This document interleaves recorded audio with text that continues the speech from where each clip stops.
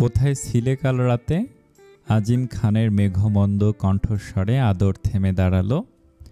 উত্তর দিতে যাবে সেই মুহূর্তে আবারও ধমকানোর ন্যায় আজিম খান বলে চললেন, তোমাকে তো পাওয়াই যাচ্ছে না ইদানিং। কখন আসছো যাচ্ছ কিচ্ছু টের পাচ্ছি না। বিয়ে যে করেছ সেটা ভুলে বসে আছো। বউকে সময় দাও নাকি শুধু হাসপাতাল আর নিজের জেদ নিয়ে পড়ে থাকছ। বেয়ারা ছেলে, রাতে বাড়ি আসার কোনো খবর নেই, আবার এসে সকাল সকাল ছুটল। কোথায় ছিলে কাল রাতে? আদর ঘুরে তাকালো, গম্ভীর মুখে জবাব দিল, আমার বউয়ের কাছে। আজিম খান একটু থতমত খেলেন। মনোয়ারা খান ছেলের জন্য বিটরুটের জুস বানিয়ে নিয়ে এলেন। আদর তা এক চুমুকে শেষ করে মাকে নরম করে জড়িয়ে ধরে বাবার উদ্দেশ্যে বলল, খুলনা যাচ্ছি 10 দিনের জন্য। আজিম খান নিজের গুরুগম্ভীর স্বরটা বজায় রেখে বললেন, বেশ, যাচ্ছ যাও, টিকলিকে নিয়ে যাও। আদর কপাল কুঁচকে অত্যাশ্চর্য হয়ে তাকালো। বিস্ময়ে বলল, আমি সেখানে হানিমুনে যাচ্ছি না বাবা, কাজে যাচ্ছি। ওনাকে নিয়ে যাব মানে? আর ওনাকে বললে উনি যাবে? যাবে না তো জোর করে নিয়ে যাবে, তা নাহলে পুরুষ কিসের তুমি? আদর ক্লান্ত শ্বাস ছাড়ে, এসব বাচ্চামো বিহেভিয়ার করলেই হবে না। আমার বাবা, আমার ক্যাম্প আছে সেখানে, আমি বিজি থাকবো, ওনাকে সময় দিতে পারবো না, তখন ওনার ঝাড়ি কে শুনবে? আজিম খান পরোয়াবিহীন কণ্ঠে বললেন, বউয়ের ঝাড়ি হজম করতে না পারলে কিসের পুরুষ তুমি? আদর আরেকটি বাক্য ব্যয় করল না, চোখ উল্টে বুক ফুলিয়ে শ্বাস ফেলে চলে এলো হন্তদন্ত হয়ে। তার তারা আছে, অলরেডি সকাল 10টা বেজে গেছে। বৃষ্টি শেষে লাজ ভাঙা মুখে উঠবে হেসে, ঘোমটা তুলে দেখব আমি মুগ্ধ চোখে। তোমার কোমর দোলানো লম্বা চুল প্রেম ছন্দ বাজিয়ে দেয় এ হৃদয় কুল। টিকলির হাতে একটি চিরকুট, সেই চিরকুটে গোটা গোটা অক্ষরে লেখাগুলো পড়তেই টিকলির কপালের ভাঁজ মিলিয়ে গেল। ঠোঁটে ফুটে উঠল মুচকি হাসি। আদর তো ডাক্তারদের নাম খারাপ করে দিল। বরাবর শুনে এসেছে ডাক্তারদের লেখা হয় কাকের ঠ্যাং, বকের ঠ্যাং, অথচ আদরের লেখা এত সুন্দর, টিকলির খেয়ে ফেলতে ইচ্ছে করছে। ভেবে টিকলি জোরে জোরে হাসল। আদরকে কখনো তুমি করে ডাকেনি, আনারি হাতের ছন্দে তুমি ডাকটাও হৃদয় নাড়িয়ে দিল। চিরকুটে ঠোঁট ছোয়ালো, কাল রাতের মন খারাপ মিশে গেল প্রভাতের রৌদ্র ঝাঁজে। আজ যে সকালে আদর না বলে টিকলির ঘুমের মাঝে থাকতেই চলে গিয়েছে।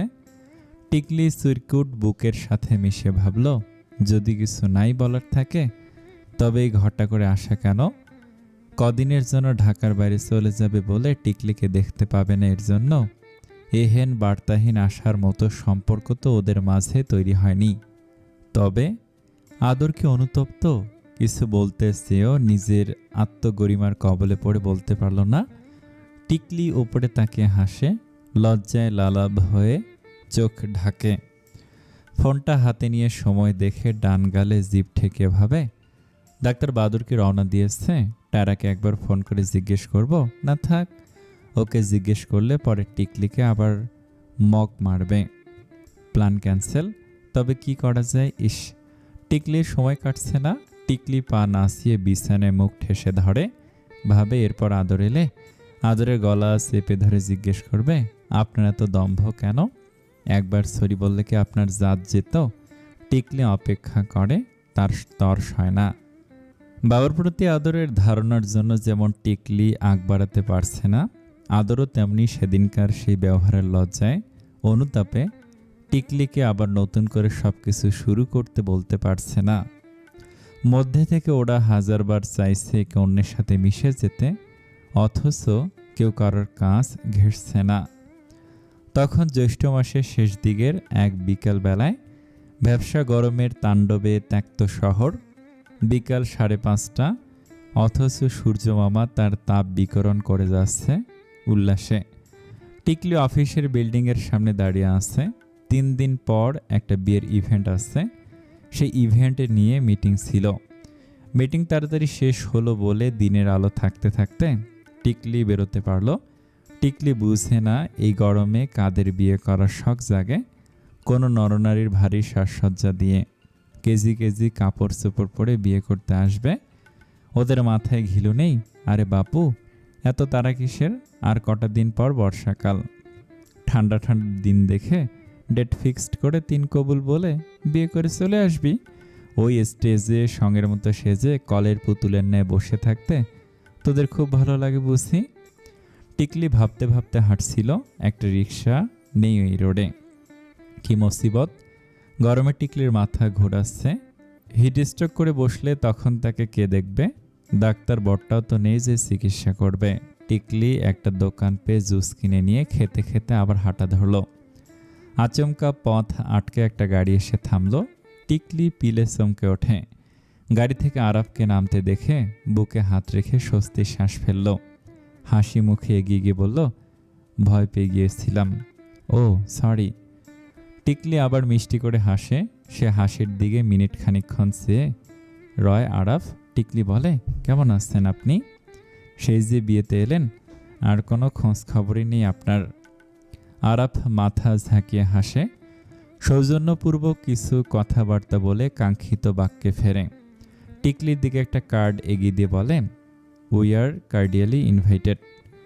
টিকলি কার্ড খুলে দেখে, ভেতরে পড়ে নিয়ে উচ্ছ্বসিত হয়ে বলে, আপনার বিয়ে কবে, কিভাবে ঠিক হলো?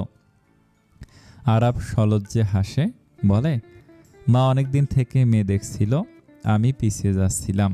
এবার মা আষ্টে পৃষ্ঠে ধরতে রাজি হলাম। টিকলি উচ্ছ্বাসে বলে, ওহ দারুণ, আমরা তবে আবার সিলেট যাচ্ছি আপনার বিয়ে খেতে। আরাফ হাপুস নয়নে টিকলির আমোদপূর্ণ মুখখানা দেখে যায়।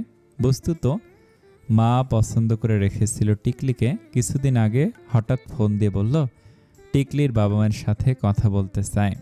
আরাফ তখনও মাকে জানায়নি টিকলির বিয়ে হয়ে গেছে। পরবর্তীতে মাকে জানাতেই তিনি ভীষণ মনক্ষুণ্ণ হলেন। নতুন উদ্যমে আরাফের জন্য সুন্দর একটি মেয়ে খুঁজে বের করলেন। আবার আর সেই না করার মতো বল আরাফের মধ্যে ছিল না। কেন কে জানে, হয়তো ক্ষণিকের পরিচিত এই মেয়েটিকে দেখে মুগ্ধ হয়েছিল বলে। অল্প বিস্তর দুর্বল হতে গিয়েও পরক্ষণে পরিস্থিতিতে নিজেকে সামলে উঠেছিল বলে। আরাফ চোখ সরায়, কণ্ঠ নরম করে, আরও 2টো কার্ড বাড়িয়ে দিয়ে বলে, টিকলি, আদ্র আর রাহুলের হাতে এই 2টো কার্ড দিয়ে দিও। ওদের সবাইকে আসতে বলো। ও দাঁড়াও। পকেট থেকে আরেকটা কার্ড বের করে দিয়ে বলে, নীরবকেও দিও। আসলে আমিই দিতাম, কিন্তু সময় পেলাম না, সব কিছু এত দ্রুত হচ্ছে। টিকলি মাথা নেড়ে সায় দেয়। আরাফ বলে, আদর তো খুলনাতে, ও ফিরে আসলে ওকে আমি পার্সোনালি দাওয়াত করব। তুমি কিছু বলো না। আফটার অল তোমাদের বিয়েতে আদর আমাকে সারপ্রাইজ দিবে বলে নিয়ে গিয়েছিল। আমার থেকেও একটা সারপ্রাইজ পাওনা ওর। টিকলি হাসলো একটু শব্দ করে। ওর সাথে সাথে আরাফও হাসলো। টিকলি জিজ্ঞেস করলো, আদর আর কি কি বলেছিল? আরাফ বলল, সব। টিকলি মুখে হাত দিয়ে হাসে। রৌদ্রময় সোনালি ঝলকানিতে তাকে ভারী সুন্দর দেখায়। সেই মুহূর্তে আরেকটি গাড়ি এসে থামে। অপ্রত্যাশিতভাবে গাড়ি থেকে আদরকে নামতে দেখে টিকলির হাসি চওড়া হলো। কিন্তু আদর এগিয়ে এলো ভুরু কুঁচকে। আরাফ হাসি দিয়ে হ্যান্ডশেক করে বলল, তুমি না 10 দিনের জন্য গেলে, 8 দিনের মাথায় চলে এলেছে। টিকলির দিকে চোখ রেখে আদর উত্তর দেয়, জলদি কাজ শেষ হলো তাই চলে এলাম। টিকলির হাসি সংকুচিত হয়ে এলো। আদরকে ভালো করে পরোক্ষ করে বুঝতে পারল তার দৃষ্টি জোড়া অন্যরকম, কেমন তর যেন। গাড়িতে পিনপিনে নীরবতা, গাম্ভীর্যতায় আদরের সোয়াল ঝুলে পড়েছে। দৃষ্টি সামনের দিকে কাটকাট। তার চোখে মুখের এই দৃঢ়তার কোনো কারণেই ঠাউর করতে পারল না টিকলি। খানিক বাদে টিকতে না পেরে প্রশ্ন করেই ফেলল নিচু স্বরে, কিছু হয়েছে? ক্যাম্প ভালোভাবে সম্পূর্ণ হয়নি? আদরের চিকন ভুরুদয়ে কুঁচকানো, তার এই এক স্বভাব, সবসময় ভুরু কুঁচকে থাকা। আদরের থেকে উত্তর না পেয়ে টিকলি বিরক্ত নিয়ে 2 আঙ্গুল দিয়ে আদরের কপালে স্পর্শ করে বলল, ভুরু সোজা করুন, কপাল থেকে ভাঁজ সরান। আদর মুখ ঘুরিয়ে তাকালো। আরাফের সামনে থেকে এক প্রকার জোর করে টেনে এনেছে টিকলিকে। আরাফ বলছিল আদরের সাথে কথা আছে, কিন্তু আদর শুনতে নারাজ। টিকলি আবার বলে, ডাক্তার আরাফ কি বলে শুনতেন একবার। আদর ভুরুখানা আবার বেঁকে বসে, ক্ষুব্ধ তেরা কণ্ঠে বলে ওঠে, শুনে কি হবে? নিজের বউ বিকে দেব শুনে? টিকলি যার পার নেই অবাক হলো। অবুজ অদ্ভুত চোখে তাকে কোনো মতে বলল, কি? আদর টিকলির হাতটা চেপে ধরে। বোধ হয় এই প্রথম টিকলিকে ব্যথা দেওয়ার উদ্দেশ্যে গায়ে হাত দিল আদর। টিকলি বিস্মিত হয়ে গেল। আদরের চেপে ধরা হাতের দিকে মিনিট দুয়েক চেয়ে থেকে রক্তচক্ষু মেলে আদরের দিকে তাকালো। এতদিন ভার্বালি টর্চার করতেন, খুলনা গিয়ে ফিজিক্যালি টর্চার শিখে এসেছেন। আদরের চোল শক্ত হয়। নিজের সিট থেকে এগিয়ে এসে আরও খানিকটা টিকলির দিকে ঝুঁকে। টিকলির ফর্সা হাতে রক্ত জমাট বেঁধে দাগ বসে যাচ্ছে। ব্যথা পাচ্ছে, তবুও দাঁতে দাঁত চেপে সহ্য করে আদরের দিকে কঠোর চোখে চেয়ে রইল। আদর গলায় ক্রোধ নিয়ে শুধায়, আমি আপনাকে কবে টর্চার করেছি? টিকলি ওর চোখের দিকেই টানা তাকিয়ে আছে, একটাবার চোখের মনি নড়াচ্ছে না।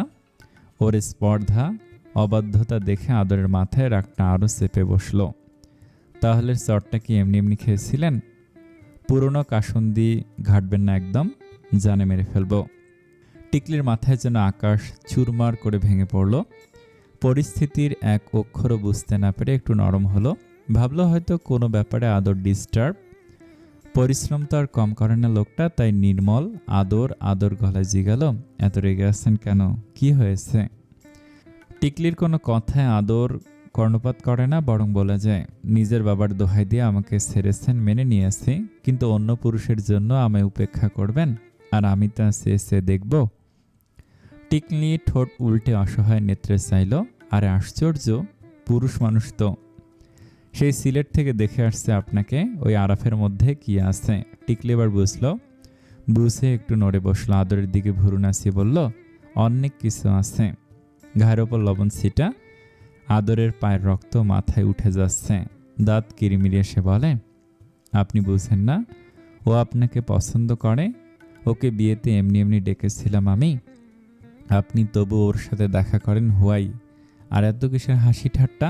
কই আমার সাথে তো এত হাসি আসে না আপনার। পরকীয়া করেছেন আপনি। প্রথম দিকে আদরের কথায় মজা পেলেও শেষের দিকে টিকলির চাপা শক্ত হলো। বেশি বেশি বলছেন এবার। তার সাথে আমি ইন্টেনশনালি দেখা করিনি। আদরের গলা চড়ে গেল। ওদের সম্পর্কের পর টিকলির সাথে এই প্রথম কোনো ছেলে নিয়ে ক্যাসাল লাগলো। তাহলে কিভাবে দেখা করেছেন? একবার রাহুলের সাথে আপনার বিয়ে ঠিক হয়, আরাফ আপনাকে পছন্দ করে, আমার সামনেই ফোনে কথা বলেন আপনারা, নীরব আপনার পেছন পেছন ঘুরে। হোয়াট দ্য ফাক, দুনিয়ার সবার নজর আপনার দিকেই কেন? টিকলি এক্সপ্লেন করতে চাইল, কিন্তু বলতে গিয়ে ভাবলো, কি এক্সপ্লেন করবে এই লোকের সাথে? সব কিছু নিজের মতো বানিয়ে সেই বানোয়াট বিষয়াদি যে নিজের মনে গেঁথে নেয়, তার সাথে আলোচনায় বসা যায় না। সন্দেহের বীজ একবার যার মনে গেঁথে যায়, তার সাথে এক্সপ্লেন করা মানে অজুহাত দেয়া। টিকলি বলতে গিয়েও থেমে যায়, দীর্ঘশ্বাস ফেলে বলে, ফরগেট ইট। দুনিয়ার সবার নজর আমার দিকে, শুধু আপনার নজর আমার দিকে নেই। শুধুমাত্র আপনি বুঝেও বুঝেন না আমি কি চাই। আপনি রাগের মাথায় কথা বলে গেলে দিশা হারিয়ে ফেলেন। আপনি বুঝতে পারেন না আপনি ঠিক কি বলছেন, কি ভাষায় আমার সাথে কথা বলছেন। বলে টিকলি দরজা খুলে গাড়ি থেকে বেরিয়ে এলো। আদর স্টিয়ারিংয়ে ঘুষি মেরে গাড়ি থেকে নেমে ক্ষুব্ধ গলায় রাস্তা কাঁপিয়ে বারংবার টিকলির নাম ধরে ডেকে যায়, টিকলি। আমার কথা শেষ হয়নি, দাঁড়াও। টিকলি, টিকলি, স্টপ হেয়ার, টিকলি। আদরের ধমকানোতে পা থামায় না টিকলি। পথ মারিয়ে চলে আসতে আসতে তার চোখ দুটো ক্রমশ ভিজে ওঠে। হাতের ব্যাগটার ভেতর এখন আদরের জন্য ফিরতি সিরকোটটা পড়ে আছে। টিকলি বেশি ভেবে ফেলেছিল আদর কখনো শুধরানোর নয়। সে কখনো তার কৃতকর্মের জন্য সরি বলবে না, বরঞ্চ বারবার ভুল করে যাবে, অথচ অনুতপ্ত হবে না। অনুতপ্ত হবে তো দূর, সে তো বোঝেই না সে কি বলছে, কি করছে, অথচ তার বোঝা উচিত। কথা বলার সময় নিজেকে সংযত রাখা উচিত। পরকীয়ার মতো ঘৃণ্য কাজ টিকলি করতে পারে বলে আদরের ধারণা কিভাবে হলো? টিকলির মরে যেতে ইচ্ছে করছে। চোখ দুটো মুছতে আবার ভিজে উঠল। টিকলি ঘুরে এলো, আদর ভুরু কুঁচকে চেয়ে দেখল তা। আদরের কাছে এসে ব্যাগ থেকে ছোট্ট কাগজটা বের করে ওর বুকের ওপর ছুঁড়ে টিকলি আবার দ্রুত তস্ত্র পায়ে চলে গেল। নিচে পড়ে যাওয়া সিরকুটটা হাতে তুলে আদর দেখল তাতে খুব যত্নে মাখিয়ে লেখা 2 লাইন, আপনি আমার বসন্তের নির্মল পবন, যার স্নিগ্ধ প্রেমে রাঙ্গিত আমার ভুবন। লেখাটা পড়ে আদর টিকলির যাওয়ার পথের দিকে চেয়ে রইল। দ্রুত কাজ শেষ করে নির্ঘুম রাত জেগে 2 দিন আগে ড্রাইভিং করে এসেছে আদর। কার জন্য? টিকলির জন্য। ভীষণ ধকল গিয়েছে এই কদিন তার ওপর। খাওয়া নেই, নাওয়া নেই, ঘুম নেই, যাচ্ছে তাই অবস্থা। এসে ভেবেছিল কোথায় বউয়ের হাতে একটু আদর যত্ন খাবে, শক্ত করে একবার টিকলিকে জড়িয়ে ধরে ওকে মানিয়ে নিবে। তা না, উল্টো একটা সিন ক্রিয়েট হলো। ক্লান্তিতে যখন প্রতিমধ্যে আরাফের সাথে টিকলিকে দেখতে পেল, আদরের মাথা ঠিক রইল না। খুব স্ট্রেসে ছিল সে। আদর হতাশ শ্বাস ফেলে। বেশি বেশি করলো। এতটা রেগে যাওয়া উচিত হয়নি। আগে টিকলির কথা শোনা উচিত ছিল। এর মাঝে আরাফ ফোন করলো।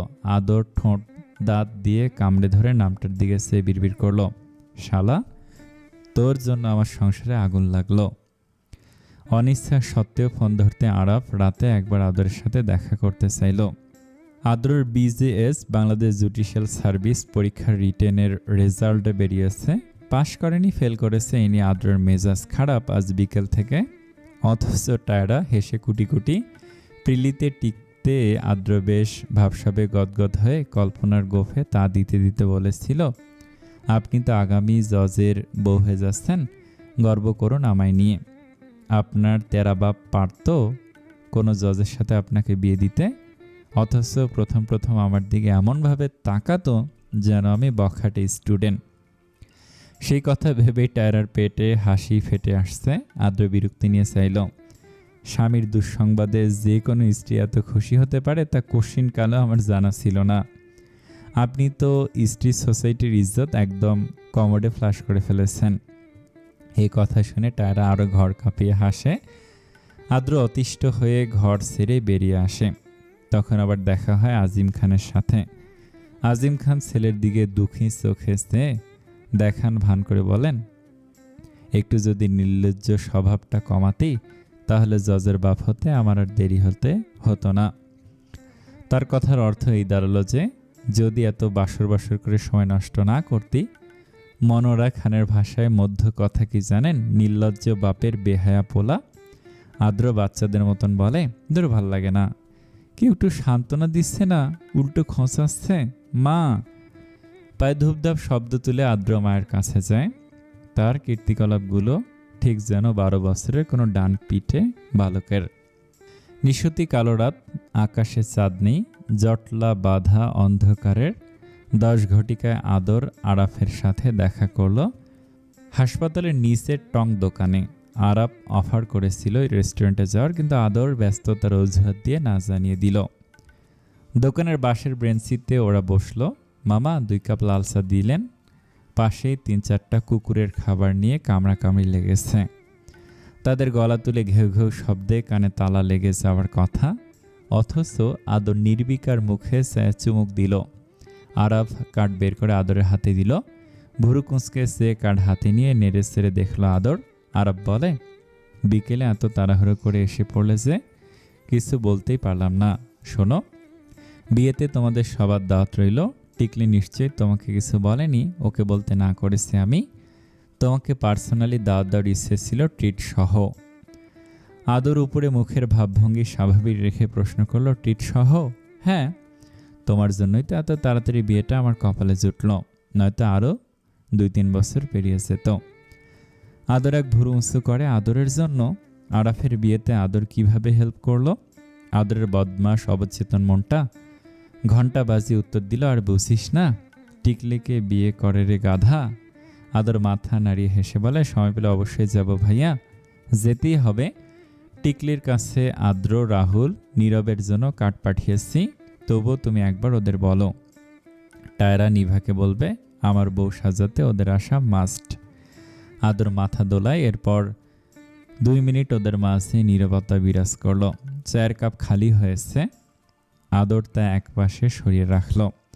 আরাফ অন্যমনস্ক কণ্ঠে বলল, আমি জাফলং গিয়েই বুঝে ফেলেছিলাম সামথিং ইজ ফিশি, তোমাদের মাঝে কিছু একটা আছে। আদর এবার অবাক না হয়ে পারল না। সেই অবাকতায় ফুটে উঠল চেহারায়। না, আরাফ বুঝেছে এর জন্য নয়, আদরের সাথে এই ব্যাপার নিয়ে কথা তুলল এর জন্য। আরাফ হেসে বলল, আদ্র রাহুল যে ড্রাইভিং পারে তাও জানি। আদর শুনে চেয়ে রইল। আরাফ আবার বলে, টিকলি খুব মিষ্টি মেয়ে, এই মিষ্টি মেয়ে তোমার গাম্ভীর্যে কিভাবে ডুবলো? আদর মাথা নেড়ে বলে, জানি না। তুমি বা কিভাবে ডুবলে? তাও বলতে পারছি না। আজ তোমার আর টিকলির প্রেম কাহিনী শুনলাম।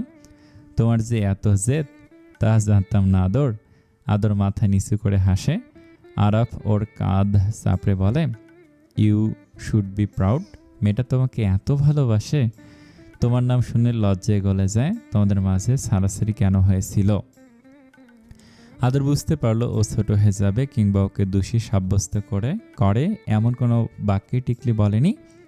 তবে এসব নিয়ে হাসাহাসি করছিল। আদর মাথা চুলকে উত্তর দেয়, ওই যে আমার জেদ বেশি। আবার সে শান্ত, কিন্তু একবার অশান্ত হলে গালে কয়েকটা চড় থাপ্পড়ও পড়তে পারে। আরাফ আদর একযোগে হাসলো।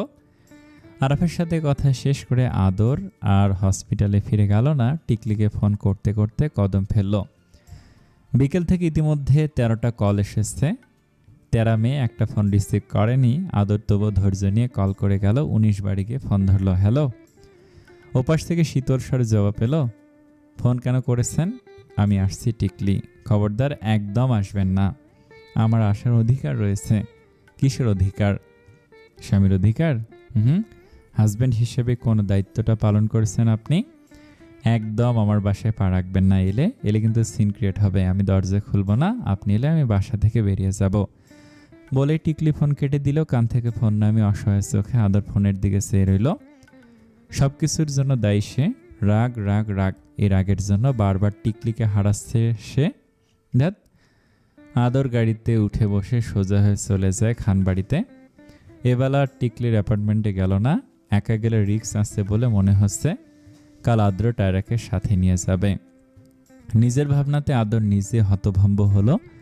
দুশ্মন মন খ্যাক খ্যাক করে হেসে বলল, বাপরে, বউকে এত ভয় পাস? রৌদ্রে পুড়ে জারুল আর সোনালুর মাধুর্য গায়ে মেখে টিকলি বিষণ্ণ পায়ে হাঁটছিল। হেলেদুলে অফিস থেকে ফিরছে। মনের শরীরে কোথাও এক বিন্দু জোর নেই।